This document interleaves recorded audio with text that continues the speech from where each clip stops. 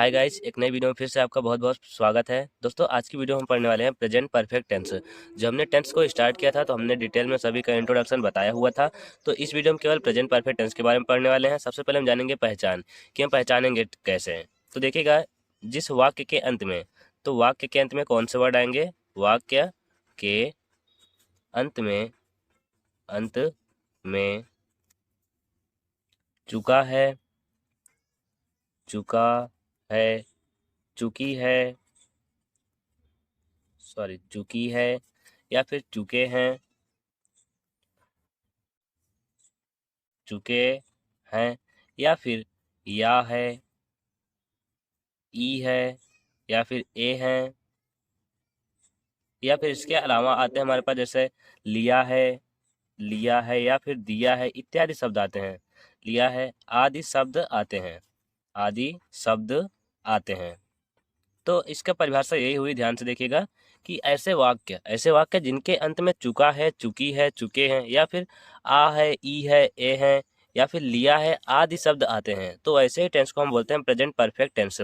तो ऐसे टेंस में मतलब इस टेंस के वाक्य जितने भी होते हैं उनमें ये भाव आता है कि कार्य समाप्त हो गया है, लेकिन उसे समाप्त हुए अधिक देर नहीं हुई है। मतलब जैसे अगर हम बोलें कि मैं निबंध लिख चुका हूँ, मतलब मैंने लिख लिया है, तो अभी उसे ज़्यादा टाइम नहीं हुआ, अभी हाल में ही ये काम हुआ है। तो इस प्रेजेंट परफेक्ट टेंस के जितने भी सेंटेंस होते हैं उनमें ये भाव उत्पन्न होता है कि कार्य समाप्त तो हो गया है लेकिन अभी उसे ज़्यादा देर नहीं हुई है। तो ये हुई इसकी पहचान। अब हम देखते हैं इसके रूल के बारे में। इसके बाद देखिएगा, हम स्ट्रक्चर देखेंगे। स्ट्रक्चर में जिसे आप शॉर्ट रूल बोलते हैं, स्ट्रक्चर मतलब ये एक तरह का नियम होता है, रूल होता है। हम ट्रांसलेशन किस तरह से कर सकते हैं, मतलब उसी का रूल होता है। देखिए, अफर्मेटिव सेंटेंस रहेगा, मतलब साधारण वाक्य रहेगा जिसमें ना तो नहीं का ही यूज होगा और ना ही कोई क्वेश्चन पूछा जाएगा, वो अफर्मेटिव में गिना जाएगा। तो ऐसे सेंटेंस जिसमें ना तो नहीं का यूज हुआ हो और ना ही कोई क्वेश्चन पूछा जाए तो साधारण वाक्य कहलाते हैं। तो उसके लिए आपको सबसे पहले सब्जेक्ट लिखना है, सब्जेक्ट लिखेंगे। उसके बाद हेल्पिंग वर्ब मतलब हैज या हैज या फिर हैव।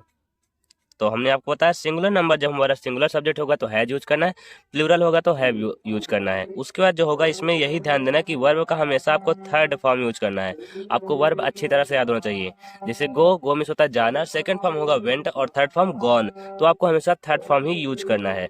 उसके बाद जो हम बचेगा हमारा ऑब्जेक्ट, तो हम लिख देंगे वैसे ही। ये होता है हमारा रूल अफर्मेटिव के लिए। निगेटिव के लिए इसी के बाद नॉट लगा देना है बस, और कोई चेंज नहीं। सब्जेक्ट लिखना है और फिर यहाँ पर हेल्पिंग वर्ब, हम यहाँ पर केवल हेल्पिंग वर्ब लिख रहे हैं, मतलब हेल्पिंग वर्ब जो हमारा हैज या हैव है, प्लस उसके बाद आपको नॉट लिखना है। उसके बाद ये ध्यान रखिए वर्ब का थर्ड फॉर्म इसमें लगेगा, चाहे निगेटिव हो, इंट्रोगेटिव हो, चाहे जो हो। उसके बाद आपको ऑब्जेक्ट लिख देना है वैसे। और उसके बाद इंट्रोगेटिव में हेल्पिंग वर्ब पहले आ जाएगा, मतलब हेल्पिंग वर्ब, उसके बाद प्लस सब्जेक्ट, और फिर निगेटिव रहेगा तो नॉट लगा सकते हैं आप, निगेटिव नहीं तो कोई बात नहीं। उसके बाद वर्ब का थर्ड फॉर्म लगा देंगे और फिर लास्ट में हमारा ऑब्जेक्ट और क्वेश्चन मार्क आपको ऐड कर देना है इंट्रोगेटिव में। ये हुआ हमारा रूल इंट्रोगेटिव के लिए, किसका? प्रेजेंट परफेक्ट टेंस का। तो आई होप आपको रूल तो याद हो गया होगा, लेकिन ये तभी समझ में आएगा जब हम कुछ एग्जाम्पल को करेंगे। तो चलिए हम पहले ट्रांसलेशन को स्टार्ट करते हैं एक एक। देखिए फ्रेंड्स, हमने केवल एक ही एग्जाम्पल लिया हुआ है, रमन स्कूल जा चुका है। हमने एक ही सेंटेंस लिया हुआ है और अब हम ये देखेंगे कि हम एक सेंटेंस के माध्यम से कितने सेंटेंस को बना सकते हैं। तो वहां पर हम देखें, सबसे पहले ये अफर्मेटिव हम बनाएंगे। ये अफर्मेटिव तो पहले से ही है क्योंकि इसमें नहीं का यूज नहीं हुआ है और ना ही कोई क्वेश्चन पूछा जा रहा है। तो सिंपल सा सेंटेंस है, तो इसलिए सिंपल सेंटेंस या साधारण वाक्य या फिर अफर्मेटिव बोलते हैं। तो इसका हम पहले अफर्मेटिव बनाएंगे, तो बस बारी बारी से हम एक एक करते हैं। तो रमन स्कूल जा चुका है, हमने आपको अफर्मेटिव का रूल बताया। सबसे पहले आपको सब्जेक्ट लिखना है, तो रमन, और हमने बताया कोई भी नाम होगा तो वो सिंगुलर नंबर में आता है, सिंगुलर नंबर साथ आपको हमेशा हैज यूज करना है। रमन हैज। अब जाना वर्ब है, वर्ब का थर्ड फॉर्म क्या होगा? गो का। तो यहाँ पर गो का थर्ड फॉर्म हो जाएगा गॉन, तो ये हो जाएगा गॉन। अब कहाँ पर? गॉन टू स्कूल, तो लगा देना टू स्कूल। ये हो गया हमारा सेंटेंस किसका? अफर्मेटिव का। अब इसी चीज को हम निगेटिव में बनाएंगे तो सेंटेंस ये बनेगा, रमन स्कूल नहीं जा चुका है। तो जब नहीं लगेगा तो आपको नॉट लगा देना बस। तो Raman has not gone to school, gone to school. ये हो गया हमारा निगेटिव, मतलब नकारात्मक शब्द का। और इंट्रोगेटिव में ये बनेगा, क्या रमन स्कूल जा चुका है? तो क्या लगेगा? तो हमने आपको बताया हेल्पिंग वर्ब पहले लगा देना है, तो हैज रमन। अब उसके बाद वर्ब का थर्ड फॉर्म ही आपको लगाना है, Raman gone to school, gone to school. Confirm हो गया। फिर ऐसे आपको इंट्रोगेटिव में लास्ट में क्वेश्चन मार्क ऐड करना है। अब ये लिखा हुआ है डबल इंट्रोगेटिव। डबल इंट्रोगेटिव मतलब समझते हैं आप, जैसे कोई WH फैमिली वर्ड पूछा जाता है, जैसे रमन स्कूल कब जा चुका है, या रमन स्कूल कहाँ जा चुका है, कैसे भी जा चुका है, तो आप कई तरह से बना सकते हैं WH।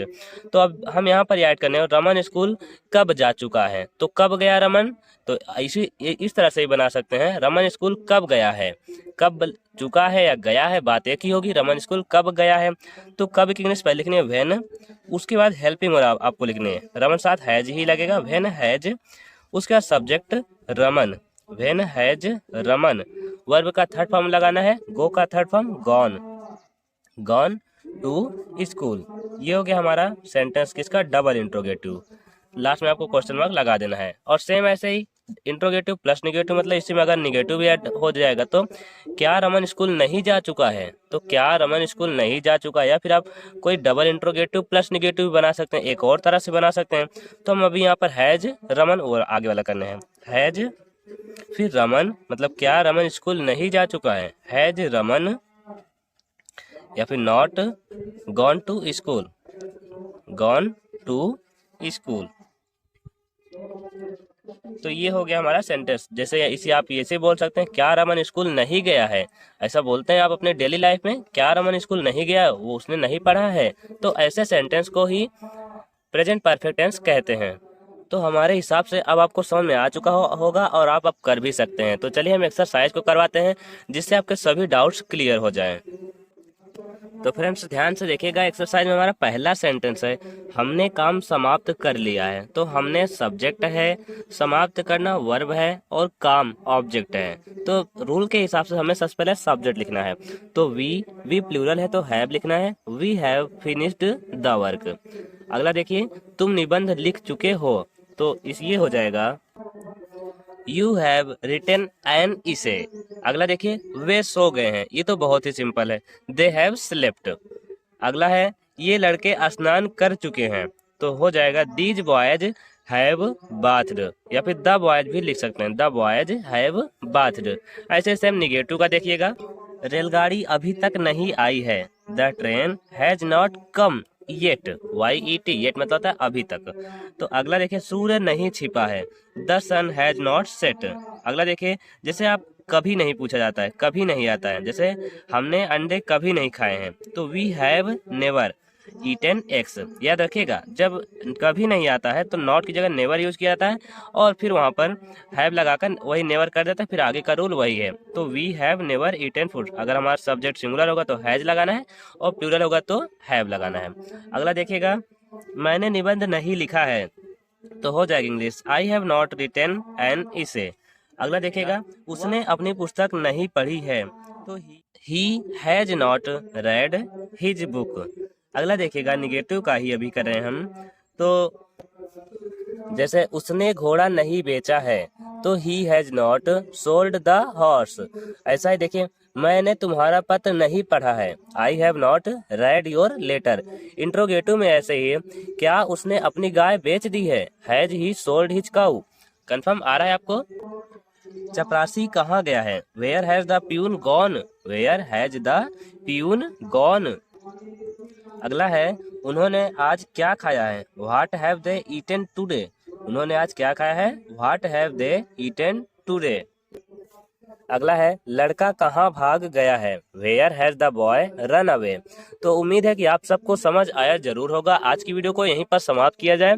तो अभी तक चैनल को सब्सक्राइब नहीं किया है, या फिर आप चैनल पर पहली बार आए हैं, तो प्लीज चैनल को सब्सक्राइब कर लीजिए, क्योंकि हम आपके लिए ऐसी यूजफुल कंटेंट पर डे लाते रहते हैं और आपकी एजुकेशन को आसान बनाते रहते हैं।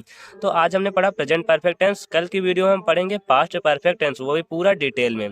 तो वीडियो को पूरा देखने के लिए आपका बहुत बहुत धन्यवाद। चलिए मिला जाएगा नेक्स्ट वीडियो में, तब तक के लिए जय हिंद, बाय बाय।